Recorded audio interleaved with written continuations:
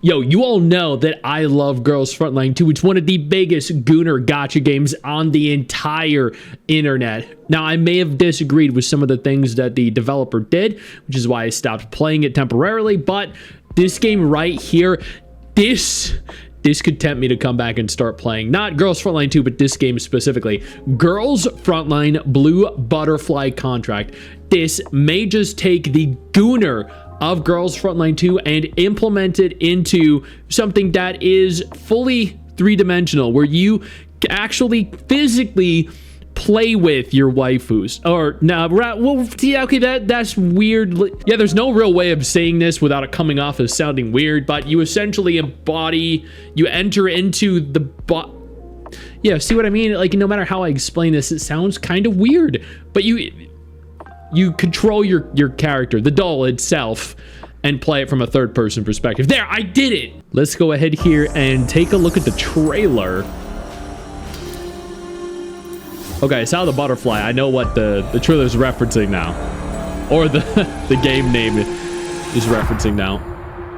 Yo, are those silhouettes the T-dolls, effectively what they look like before they undergo breast augmentation? I mean, before they undergo drastic augmentation to change their physical appearances?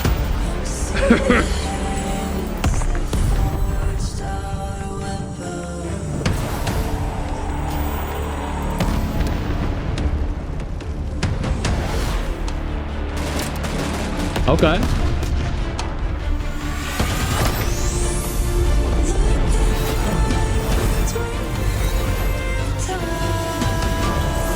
I hope we get gameplay. Okay, yeah, we're getting gameplay. Yo, is that Talola? Oh my god. Oh, it is. God, this actually looks very cool. Yo, I don't know why, but I'm getting like... I'm kind of getting Helldivers vibes from this, just a little bit. Okay, that was all 4 players. That was cool. Like, that was a fire trailer, but you saw Tololo. Yeah, she looks super cute, but we saw 4 characters. I don't know if I can find it again. God damn, where was this? There were 4 yeah, here. Okay, there are 4 characters. These, yeah, this is likely the 4-player co-op. Okay, but what is the game? What do we have to look forward to? Girls Frontline Blue Butterfly Contract. This is the information that I've compiled based off of multiple different websites.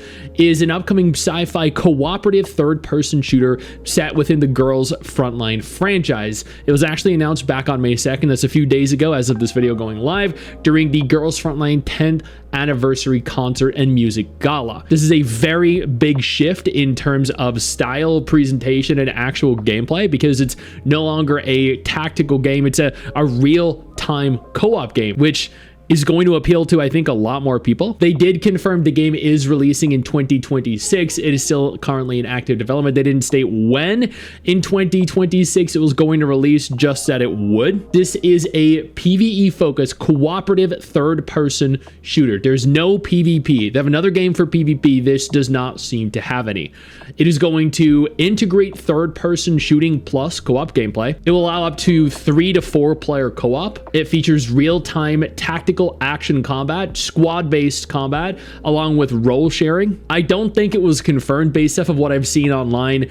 It is going to be a semi-open level or semi-open world game with a lot of open areas to explore, to engage in combat with. They're going to be dolls from Girls Frontline 2 with enemy AI and mechanics drawing from the fire control game that released a little while ago. This is going to be a story-driven PvE experience. They don't really want to focus on the competitive aspect of the game, which thank God, because I mean, like, I really only did the PvP in Girls Frontline 2 because I absolutely had to maximize the currency that I could earn. Yo, I don't mean to interrupt the video, but I need to take a moment here to thank all my incredible patrons over on Patreon whose support continues to allow for me to do regular videos like this every single day on this channel. Thank y'all so much, including our YouTube channel members.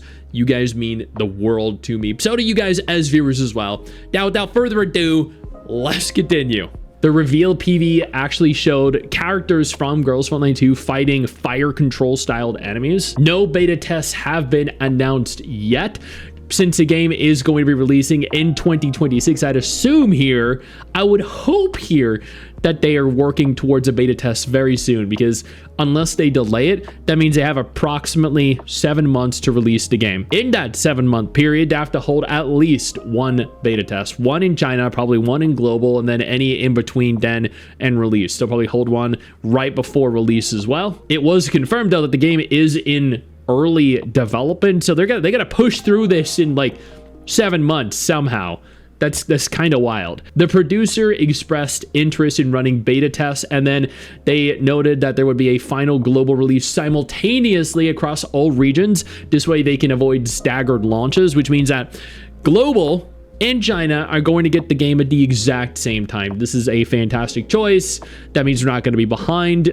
China, like Girls Frontline 2 was, like Punishing Grid Raven was, amongst other games. There were 2 games announced, this one and Reverse Collapse F. Reverse Collapse F is a larger scale Unreal Engine 5 shooter. This one is planned for 2026. F is planned for 2028. Unfortunately, and this is where I think they're really going to suffer a little bit, it was confirmed that Butterfly Contract, this game specifically, is going to be releasing on Android and iOS. There was a mobile exclusive announcement. There was no PC, no console, or any other platform mentioned. Pre-registration is available for anyone that's interested on TapTap, but I mean, it's kind of disappointing that we're going to have a third-person shooter with beautiful characters, but you're going to have to play on a tiny little screen, or you're going to have to play on an emulator, because there's going to be no PC functionality at all. I don't know what they're thinking with that. That seems like an absolutely terrible idea to me, but I mean, in the grand scheme of things, maybe they'll work on PC functionality as well. Maybe they just haven't yet, and approaching completion, they will. Reverse Collapse F, the other game that's coming in 2028, however, is going to be, or is at the very least planned to be, releasing onto PC, consoles, and mobile. That's going to reach a much larger audience, which is good, but at the same time, so should this one. This one right here should as well. It just, I don't get it, man. This is a lighter production, as they refer to it as, to ease players into effectively Girls Frontline style shooting games. The languages are going to include English, Japanese, and Korean. This is going to be a gacha game. I actually don't know if Reverse Collapse F is going to be a gacha game.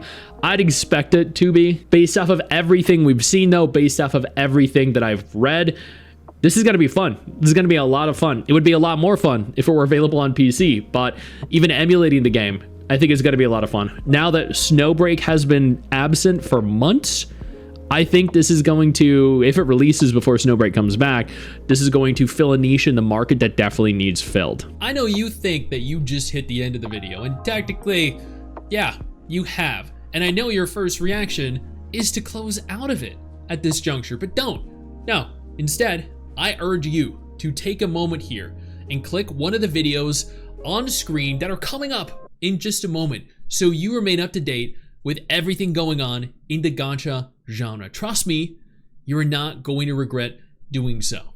Stay flaccid.